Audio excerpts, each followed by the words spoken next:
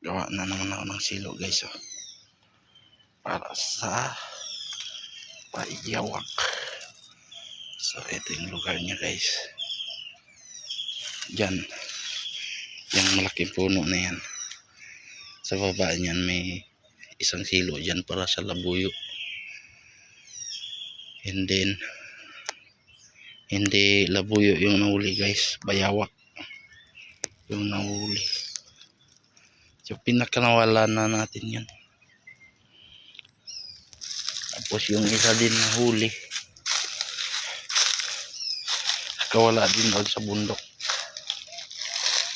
So ang problema ko na lang guys, nawala yung bakal ko. Dapat dito yun ilalagay. Tatabunan natin to guys, para hindi gano'n kita.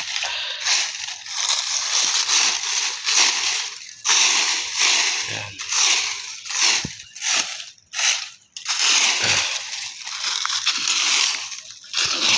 Guys, hindi gaano kita siya. Tabunan natin. Yan. Yan. Lakas niyan. Ito lang yan guys. Yung mataas na puno. Dito, daan na to. Ito alimbunga. Diyan sa pilingan ko na. Yan.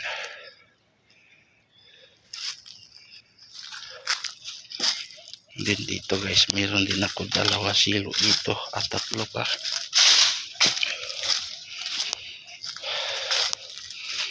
Check natin.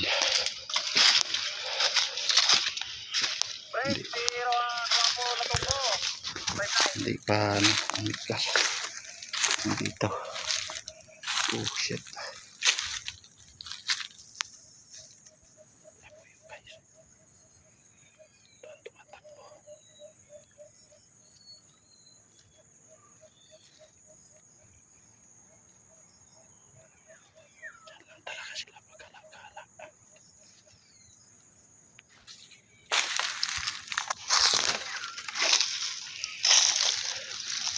Teka na ito, natapakan no.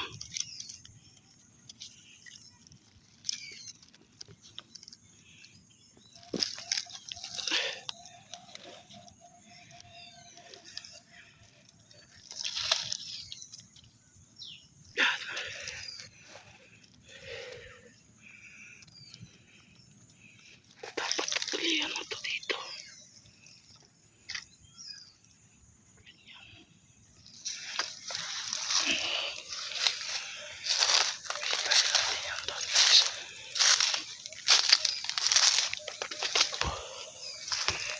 Isang silog guys.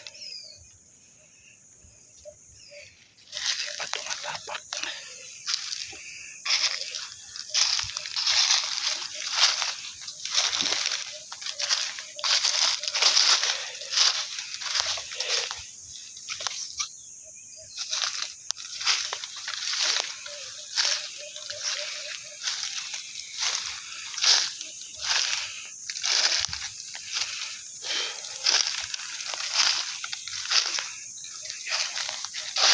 Di pumikas.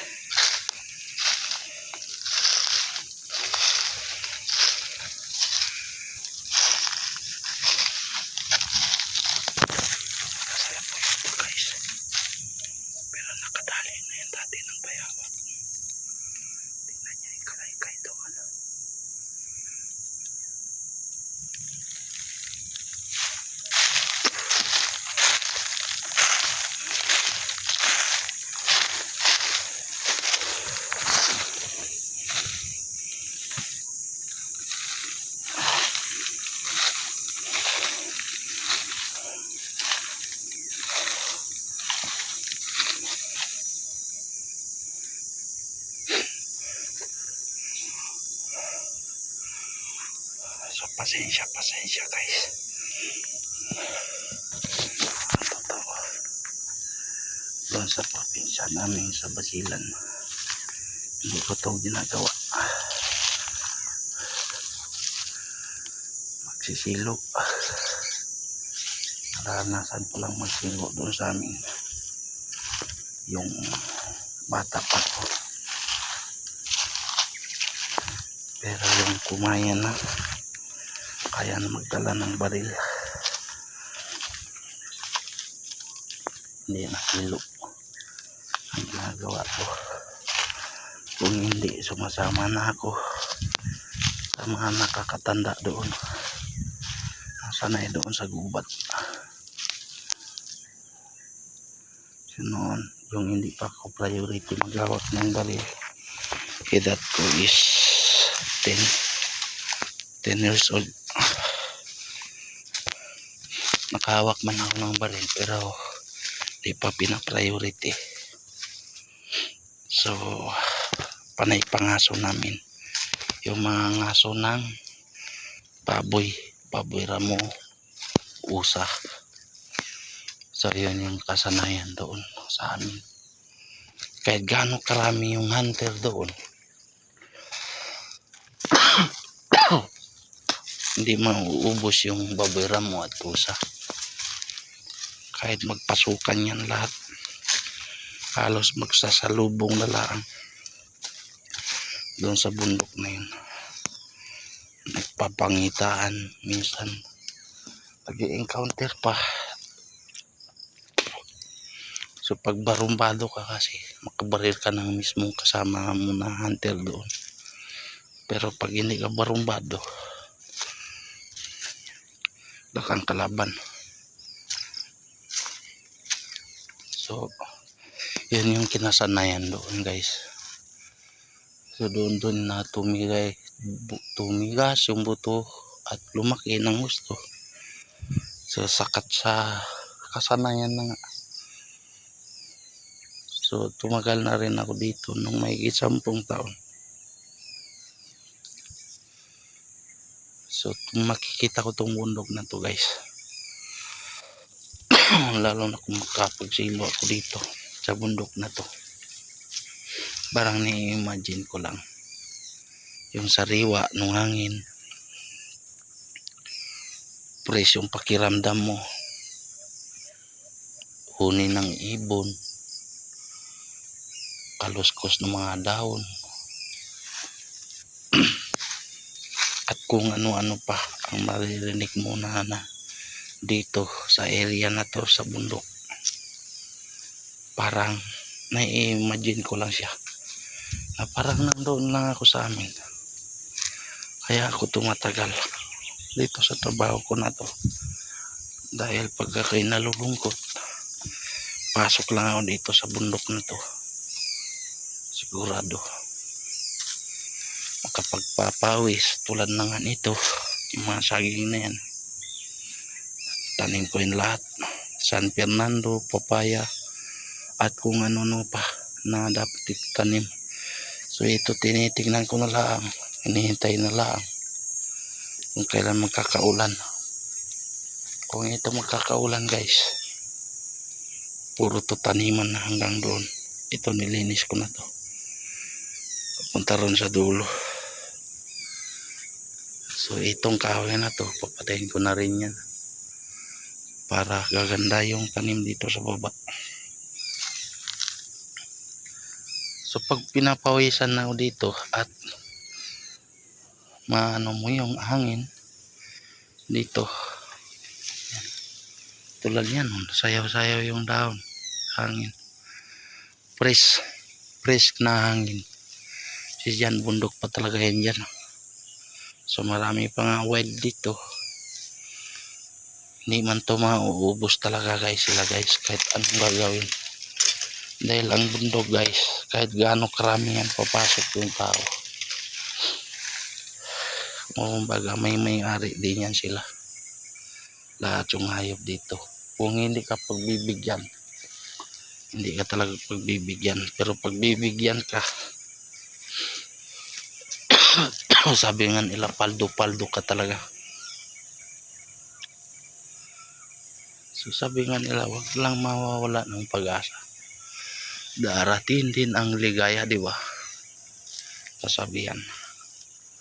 So, tuloy-tuloy lang. Pero ito guys, libangan ko lang to. Sana makahuli ng labuyo at maalagaan ko para may imagine mo talaga na parang nasa bundok ka lang. Tulad yan, ng kabila na yan guys, bundok yan dyan. Ang taas yan, pero ang baba yan, ilog. So, ganun lang siya guys. Kalupit.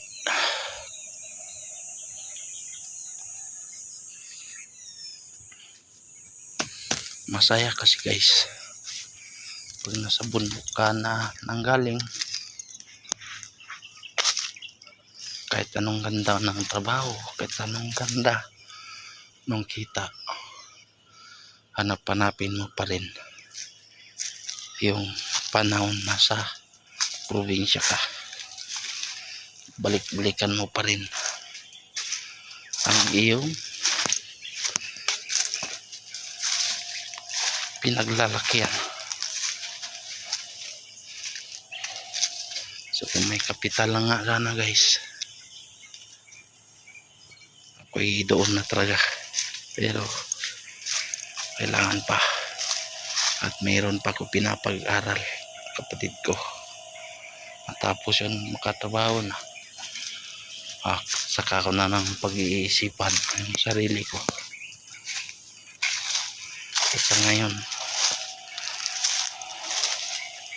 fight lang. Walang aayaw. Diba? Mawawala ng pag-asa. Yan, tulad ng ulul na yan guys. Kunin ng ulul. Diba? Ang saya. Parang probinsya lang. Bundok pa tawag dito guys. So dito maganda din magtatanim.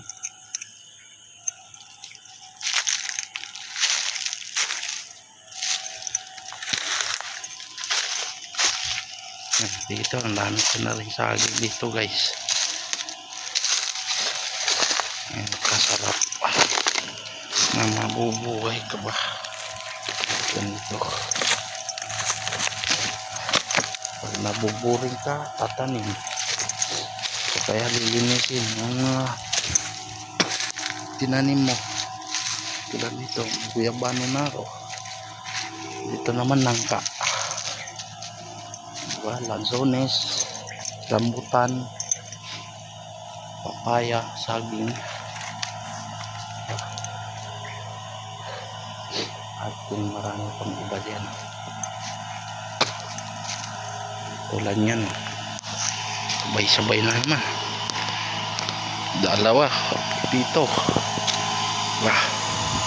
Baba lang. Abot ko na.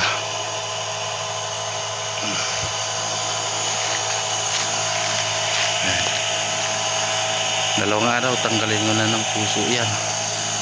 Yan pa yung isa. Diba? Yan. Then dito puro gulayan na yan. Tapos dito naman guys, dalawa din. Saan ka pa? Kapatong pa oh. Diba? Diba guys? Ganun kasimple lang guys. Sarap ang pagka maraming tanim.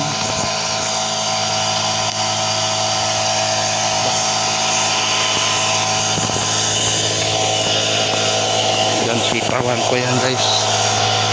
Yan. Puro sitawan niya.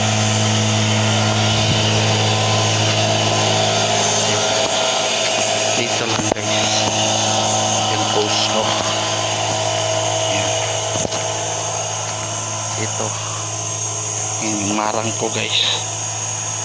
Yan. Malaki na yung marang ko. Dito guys. Abang na lang din to ng ulan. Linis na rin. Dito. Yan. Linis na. Maluwag. Diba?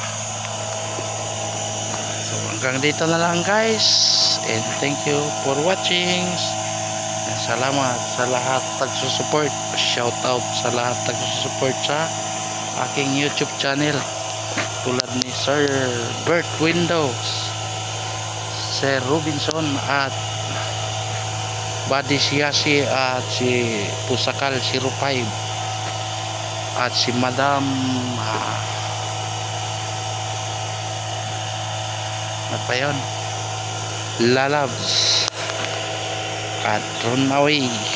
Thank you, shout out to all, and bye bye. Thank you for watching guys, bye bye.